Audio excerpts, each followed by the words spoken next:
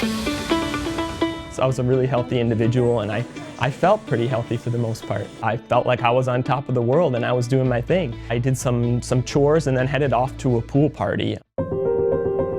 I don't remember a whole lot.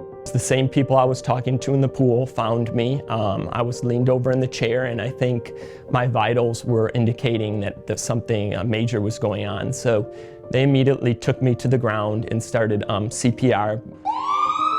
They stabilized me enough to get me into the ambulance. When I arrived at Medical City Plano, they determined that I would need ECMO, and that is basically life support for folks that are in severe heart failure. ECMO is the highest form of life support, and it bypasses the heart and the lungs, and it does the work of the heart and the lungs.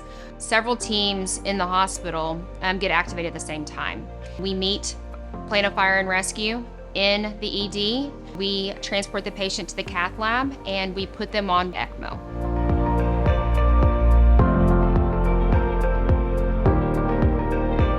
When we evaluated Tim, we realized that both sides of his heart was failing, the left and the right. And unfortunately, really the only option that was left for him was to undergo a heart transplantation.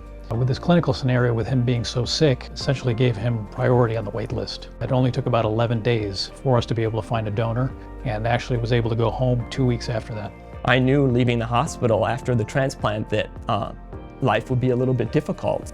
But everybody around me made it as normal as possible, and based on the tools that they gave me leaving the hospital. I had a lot of doctors between Plano and Medical City Heart and Spine Dallas, all of them looking after me and interacting regarding treatment. And it was reassuring to know that they all were in coordination to help me get back on my feet. And I think that's the reason why I was able to recover so quickly.